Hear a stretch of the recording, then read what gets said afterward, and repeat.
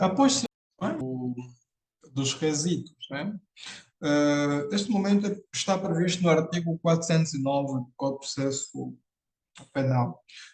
O que exatamente acontece neste momento? No momento dos requisitos, o que o juiz faz, o que o tribunal, o que o juiz faz, é precisamente elaborar questões relativamente aos factos constantes da acusação ou da defesa, por exemplo, sobre tudo aquilo que foi vertido pela acusação ou pela defesa, o juiz vai elaborar questões. Eh, Vamos supor que seja o arguido esteja a ser julgado por um crime de homicídio. Uma das questões que o juiz poderá, um dos quesitos que o juiz poderá elaborar é precisamente: está provado que o senhor fulano realmente cometeu o crime? Está provado que no momento em que aconteceram os factos estava lá, o arguido estava presente? Está provado que o arguido foi encontrado com a arma do crime? Então, esses são os quesitos que o juiz, em princípio, vai precisamente elaborar. Então, depois de serem produzidos ou elaborados esses quesitos são lidos e colocados para reclamação. É importante o seguinte: os quesitos, de forma resumida, são, assim é que está correto, que no entender do tribunal ou no entender do juiz ainda existem dúvidas sobre os mesmos, que precisam ser provados ou não provados, por exemplo. Então, é importante que sempre que serem elaborados quesitos, o mandatário do arguido preste atenção, por exemplo. Depois os quesitos são lidos. Quando forem lidos, é importante que o advogado do arguido preste atenção, se for necessário, aponte os quesitos à medida que forem lidos. Depois são colocados a reclamação. Então, esse é um ponto importante. Se for produzido um quesito com o qual a defesa não concorde, por exemplo, sobre alguma coisa que já está aprovada, aí aparecer como quesito, for produzido um quesito que, no entender da defesa, não faz algum sentido, tendo em conta os factos de que o arguido vem acusado, então é importante que preste atenção para depois reclamar dos mesmos quesitos. Os quesitos são produzidos, depois são lidos e colocados precisamente à reclamação. É importante que sempre que se verificar que algum quesito esteja mais, algum quesito não deveria ter sido produzido, ou algum quesito, por exemplo, mesmo até que seja legal, vamos supor que seja o caso, né? Temos que reclamar sobre o mesmo quesito, lembrando que se o quesito prejudica o nosso constituinte, o arguido, e é um quesito que não deveria estar aí, por exemplo, é importante que a gente intervenha de modo a reclamar sobre os mesmos quesitos. Porque depois de passar o momento da reclamação dos quesitos, se fechar, por exemplo, o juiz, o que acontece? O juiz, feita a leitura dos quesitos, o juiz pergunta se tem alguma reclamação, primeiro pergunta ao Ministério do Ministério Público se tem alguma reclamação, vamos supor que o mesmo diga que não tem. O juiz pergunta à defesa, nesse caso o advogado do arguido, se tem alguma reclamação, e esse informar que não tem, então fecha aquele momento, fecha o momento dos quesitos. Não poderá depois o advogado do arguido, depois de fechar o momento da reclamação, não queria reclamar sobre aqueles quesitos, não, aquele momento passou. Caberá agora ao tribunal depois fazer o seu trabalho. Exato.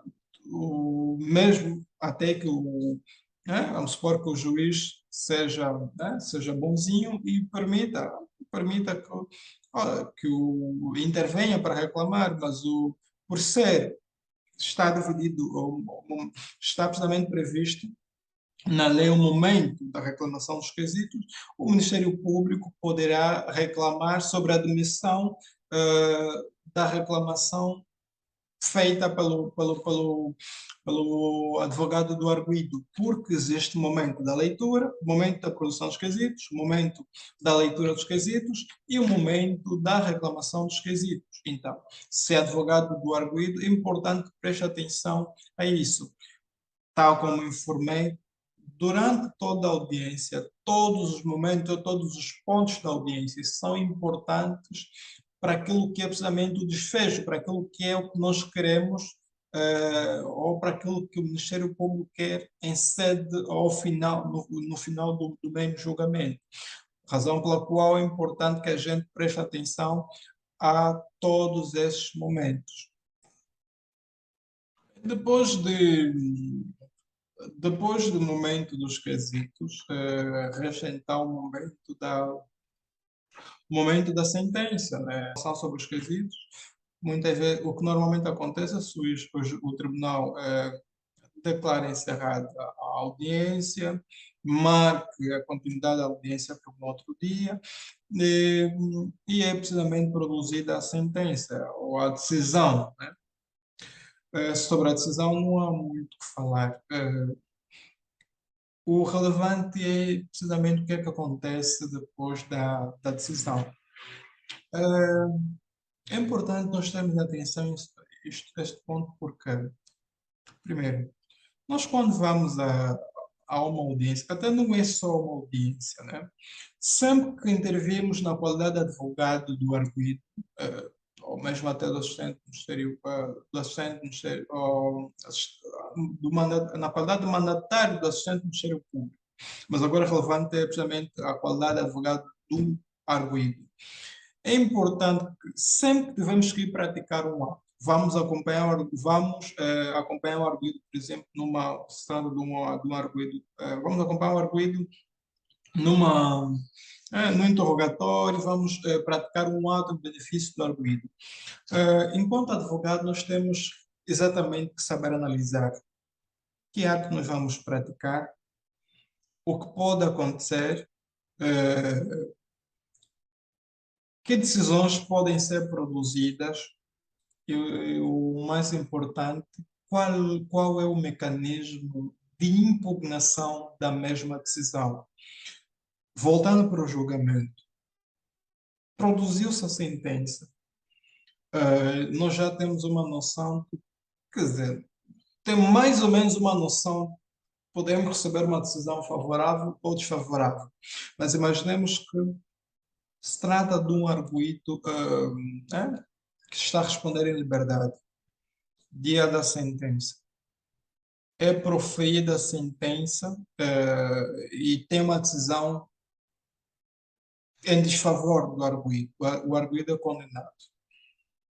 Então, é importante que nós sabemos o que vamos fazer a partir do momento em que a sentença é precisamente decretada. É importante sabermos o que é que precisamos necessariamente fazer. Então, é o seguinte, nós precisamos saber exatamente quais são os meios de impugnação que nós temos, que a lei prevê, os meios de impugnação disponível para fazer face à decisão proferida. O arguido foi condenado. Ok. É importante, ok? Vamos recorrer. É importante para aquilo que é a nossa estratégia, por exemplo, recorrer da decisão. Vamos recorrer da decisão. Relativamente, normalmente depois do juiz declarar a sentença, pergunta aos intervenientes, que é o Ministério Público e também ao advogado do arguido se tem alguma questão. Não, uma vez, aí tu podes apresentar o teu pedido de recurso, uma vez que não concordamos com tá? Uma vez que não concordamos com a decisão apresentada por este ao tribunal, gostaríamos dela recorrer nos termos do artigo tal, requerer também que o mesmo tenha feito suspense, que tenha feito, o mesmo tenha feito suspensivo, Então, é mais ou menos isso.